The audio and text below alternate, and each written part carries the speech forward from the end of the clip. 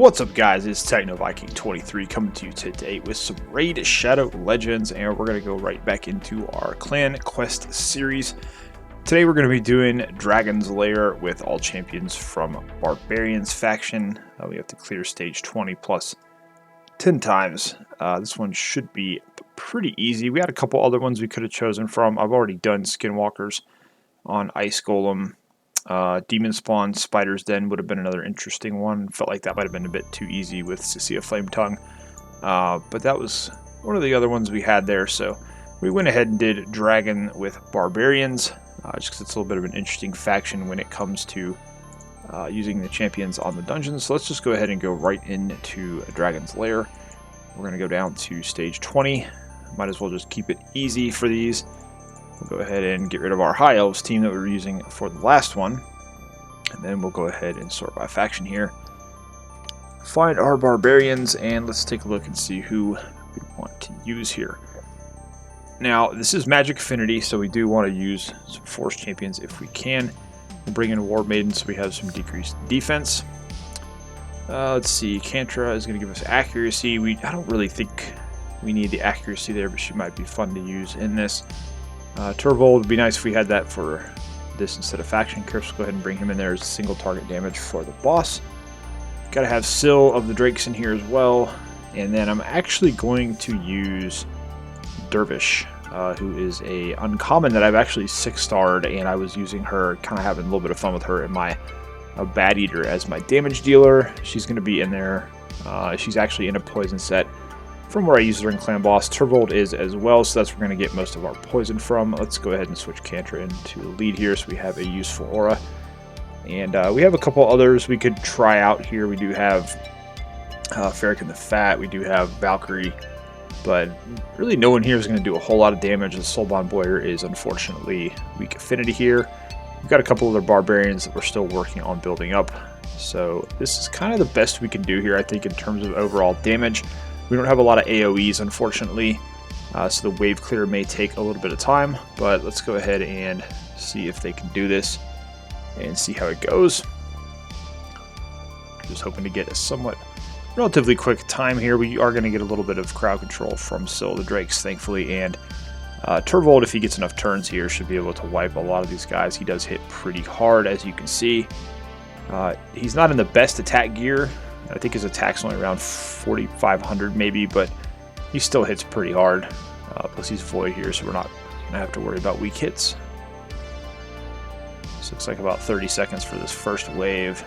It's not too bad. Get the decreased defense coming out pretty consistently, which is nice. See, Tervold is placing some of those poisons, which is good. So when we get to the dragon, we should have plenty of poison coming out to take him down a little bit quicker. Alright, we got the Horden out of the way here. So not too bad. This is looking pretty good so far. Hopefully around a minute 30 would be pretty nice. If we can get it under 2 minutes, that'd be really good. Alright, let's see what we got here. So we've already got some of poison out. Got a little bit more there.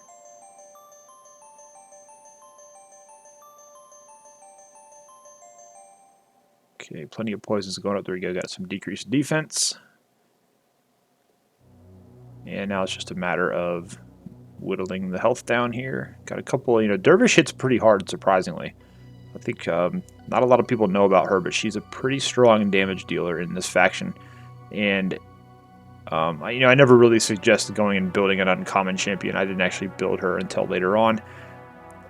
When I had my account well developed. She's not something you want to try to do early in the game, but she can be a pretty viable damage dealer in a lot of areas if you're really desperate. Alright, minute 50, not too bad. And it is clan versus clan, so we did get a little bit extra points there. Don't need that gear. But you can see here, Dervish 1.1 million, Turvold with 1.1 as well. Syl's in there for control, her and Cantra there just to kind of debuff, do some control there, and War Maiden for the decreased defense mainly. Let's go ahead and we're going to have to use some energy here, but we'll go ahead and do another one just to see if they can beat that time or do a little bit better here. Again, look at all the debuffs that we've got going out there, and Turvold just absolutely slams. One of these days I'll get him in a good Savage build where he can actually go in here and do a good amount of damage, but like I said, we kind of just have him in the poison here for the utility, and I also was trying him out as a damage option in my Bad Eater composition. So when you take Draco out, you kind of have to have a little bit of that utility from that poison set when you are in the clan boss. But you can see there, he does hit pretty hard, even with pretty basic gear on right here. Like I said, it would have been nice if we could have got that 42% attack aura. And we do lose Dervish there. She takes a hard hit from the Horden. Horden is usually the problem here when you're trying out these different compositions, because he can kill your people pretty easily. But we do have Syl the Drakes, and again, she's pretty much going to make sure that we're fine either way. She could probably solo a lot of these waves on her own, but if somebody does drop, she's able to bring them back pretty easily. So we're on the dragon again, and we just want to try to get some poisons out from our 2 toxic sets, and otherwise just do a bunch of damage. So there we go.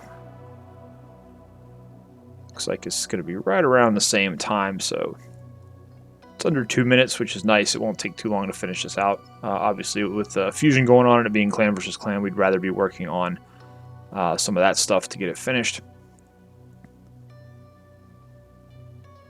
But it doesn't take too long to get these done. Get some more clan coins so we can go into the shop and buy some energy. Actually, I think I'm going to finish up my Yakarl shards this week, so we'll probably buy the last couple of those that we need. So we'll have another legendary in the fragment portal for when we do have a hard clan versus clan push.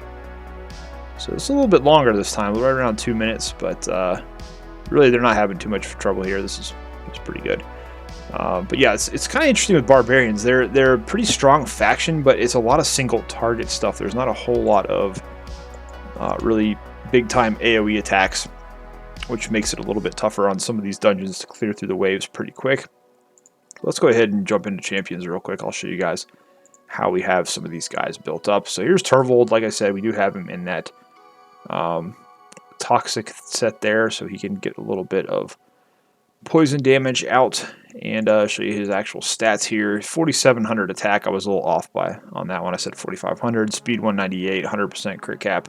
230% crit damage. Again, these numbers could be a lot better. It's just that we wanted him in that toxic gear to kind of do a little bit of extra damage there. I believe his masteries are finished.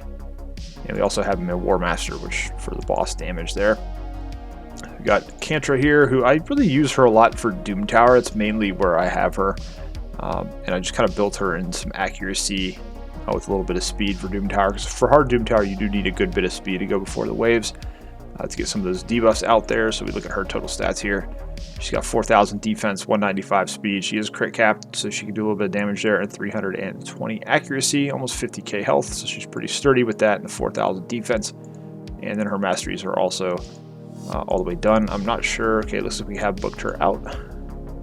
So the Drakes, obviously everybody knows about how good she is. I do run mine in a Relentless set, which as I get better Relentless gear throughout the game, we do try to update that. But you can see I haven't touched her in a long time. She's actually still in a uncommon pair of speed boots. And you can see here we don't even have any glyphs put in on this chest piece. So she's someone who you can just kind of put in whatever gear as long as it gives her some good stats, and just run her and she's going to do well. 3,300 defense, 51,000 HP, 232 speed. That's mainly to use her in hard Doom Tower for some of the waves. 80% crit rate. Would be nice to get a little bit more damage out of her, but we do have the accuracy at 340, which is good for landing that stun that she puts out. And here we have War Maiden, actually in a set of Savage gear to do a little bit of extra damage. When I was using her for some of my speed runs as decreased defense champion, I like to have a little bit more punch on that AoE so that, you know, Ethos or whoever was coming in with the big AoE behind it would have an easier time for clearing things. So that's kind of why we have her set up in this build. We do have her crit capped, also 280 accuracy to make sure she's landing at those decrease in defense. Only 3,400 attack. Her stats really aren't anything to write home about. We really just mainly use her for dungeon speed runs and also for faction wars. And now we do have Dervish here. Again, she is in the toxic set with a speed set as well. And as I said, pretty solid damage dealer overall, even for an uncommon. Now again, I don't suggest going out and building on uncommon unless you're at the end game and you have the resources to waste on it. You know, one thing I hate to see from a lot of content creators is they build these uncommon champions and then they kind of get the early game players to try to go after it. Don't do that. Don't run out and try to build this champion if you're a brand new account or if you're still in the mid game. It's really not going to help you that much. You know, if you have her, maybe take her to 50, but don't invest resources 6-starring and uncommon. Like I said, unless you're at the end game, you want to have some fun with it there. So I just like to have that disclaimer there because it's dangerous when people see that stuff and then think they're going to go out and build it and it's going to be really good for their account. But you can see her stats here. We had her speed built so she fits into the damage dealer spot in my Bat Eater if I want to try her out there. Her HP is hardly anything since we're running that Bat Eater comp. We didn't have to worry about HP. Almost 4,300 attack. And you've got her at 97, 125. Wish we could get that a little bit better, but I couldn't get better stats in the Toxic set. So that's kind of how she is there. So that's basically our 5 champions we used for the Dragon 20 challenge with Barbarians. We'll go in and finish this one up here pretty quickly in the next couple of minutes. And then I'll be able to go ahead and claim those clan coins and go ahead and get my Yakarl fragments finished up. And yeah, pretty easy challenge this week. Again, the only thing with the Barbarian faction is it's a little tough to get that AoE damage out of that. So the waves take a little bit longer with this one. Really no issue at all once you get to the boss, though. You have a lot of single target heavy damage in this faction, so it's pretty solid. So anyways, guys, as always, if you have any questions about anything in the video, feel free to leave it down below. I'll do my best to get you an answer as soon as I can. As always, hope you guys are having a great day. Thanks as always for watching, and I will see you again next time.